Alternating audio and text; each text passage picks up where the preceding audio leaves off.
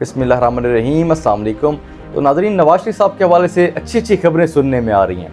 पहले तो उन्होंने सिंध की तरफ रुख कर लिया था जरदारी साहब को टफ टाइम देने के लिए, तो अब वो बलूचिस्तान चले गए हैं। वहाँ पर जो बड़े बड़े नाम हैं वो उनका हिस्सा बन चुके हैं, तो वहाँ पर उनका अच्छा इस्तकबाल भी हुआ है। ये सारी चीज़ें देखने के बाद पाकिस्तान पीपल्स पार्टी उनके ऊपर तनकीद कर रही है।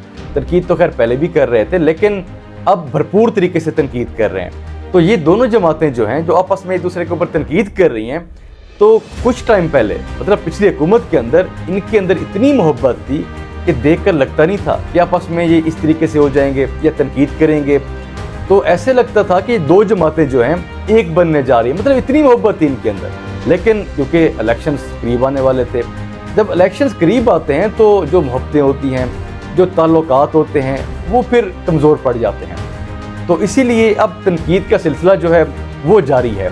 तो बिलावल भुट्टो जरदारी साहब का एक जलसा था, उस जलसे के अंदर मुराद अली शाह साहब ने पहले तकरीर की, उसके अंदर उनकी कुछ स्टेटमेंट्स हैं, वो आपको बता देता हूँ। तो मुराद अली शाह साहब कहते हैं कि ये जलसा देखकर समझ तो आ गई होगी, वापसी का टिकट कटवा लें, 8 फरवरी के बाद दोबारा आपको वापस जाना पड़ेगा।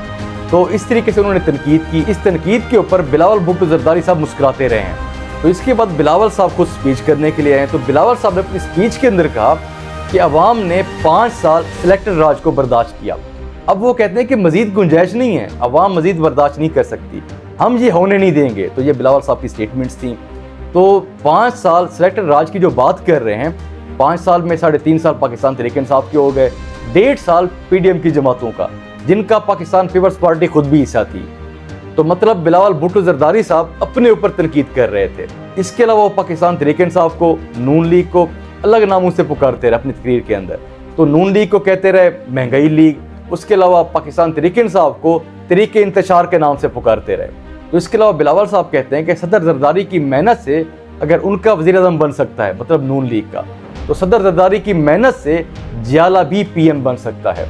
तो ये बिलावल साहब की कुछ स्टेटमेंट्स थी। अब अगली खबरों की तरफ आते हैं। साबिक खातून अव्वल बुशरा बीबी की करीबी दोस्त फरद शहजादी ने रहनुमा नून लीग अताउल्लाह तारड़ को 5 अरब रुपए हर्जाने का नोटिस भिजवा दिया। तो ये वो मामला है जब अता तारड़ साहब ने एक प्रेस कॉन्फ्रेंस की, उसके अंदर फरद शहजादी, जिनको फरा गोगी के नाम से पहचाना जाता है, उनकी असासों के बारे में बातचीत करते रहे। तो उस बात के ऊपर उनको नोटिस भिजवाया गया है। तो अगली खबर जो है वो क्रिकेट के मैदान से है। बाबर आजम के ऊपर काफ़ी तनकीद हो रही है। तो बहुत से सीनियर क्रिकेटर्स ये उनको मशवरा दे रहे हैं कि वो कप्तानी छोड़ें, अपनी परफॉर्मेंस पर तवज्जो दें। उन सीनियर क्रिकेटर्स के अंदर शाहिद अफरीदी, शुएब मलिक, अब्दुल रज़ाक, कामरान अकमल, तो ये सीनियर क्रिकेटर्स जो हैं ये मशवरा दे रहे हैं बाबर आजम कप्तानी छोड़ें, अपनी कारकर्दगी पे तवज्जो दें। लेकिन मेरे ख्याल से बाबर आजम को मौका देना चाहिए। देखिए, उन्होंने गलतियाँ बेशक की हैं, लेकिन इंसान गलतियों से सीखता है। जब इंसान गलतियाँ कर लेता है तो उस गलतियों से सीख कर आगे अच्छा परफॉर्म करता है। तो मेरे ख्याल से बाबर आजम ने जो गलतियाँ की हुई हैं वो मेरे ख्याल से कुछ सीख भी चुके होंगे। अब उनको आगे मौका देना चाहिए, आगे वो परफॉर्म करें। हो सकता है कि पाकिस्तान की टीम के लिए आगे अच्छा परफॉर्म कर सकें वो। अगर उनको हटा दिया जाता है, किसी और कैप्टन को लेके आते हैं, आगे वो गलती करेंगे, फिर उनको हटा देंगे, तो ये सिलसिला चलता रहेगा इसी तरीके से। अच्छा, अगर बाबर आजम को हटा दिया जाता है तो उनकी जगह पे किसको कैप्टन बनाया जाएगा? तो मेरे ख्याल से पाकिस्तान की टीम के अंदर मोहम्मद रिजवान एक अच्छा ऑप्शन है, अच्छे कप्तान बन सकते हैं। देखिए, ये तो मेरा एक ओपिनियन है, बाकी फैसला पीसीबी ने करना है। जो सीनियर क्रिकेटर्स हैं वो मशवरा दे सकते हैं। तो मेरे ख्याल से जो सीनियर क्रिकेटर्स हैं हमसे बेहतर जानते हैं, तो हम उम्मीद करते हैं कि एक अच्छा फैसला किया जाएगा जो कि पाकिस्तान क्रिकेट टीम के लिए आगे बेहतर साबित हो। तो इसके अलावा जो अगली खबर है वो इमरान रियाज साहब के हवाले से है। उनकी एक वीडियो वायरल हुई है। अच्छा, इस वीडियो से पहले एक और वीडियो भी वायरल हुई थी। अब उनकी जो वीडियोज़ हैं इस तरीके से वायरल क्यों होती हैं? देखिए, उनके जो फैंस हैं, उनके जो चाहने वाले हैं, वो इस इंतज़ार के अंदर हैं कि इमरान रियाज दोबारा अपनी सहाफ़ती जिम्मेदारियां पूरी करें। इस हवाले से एक स्टेटमेंट भी सामने आई है।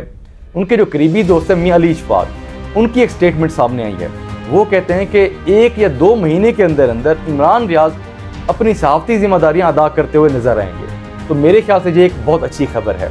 इमरान रियाज साहब जिस तरीके से अपने आप को रिकवर कर रहे हैं, तो ये बहुत अच्छी खबर है। तो ये कुछ अपडेट्स थी, बाकी जो अपडेट्स होंगी आपसे शेयर करेंगे। अल्लाह हाफ़िज़।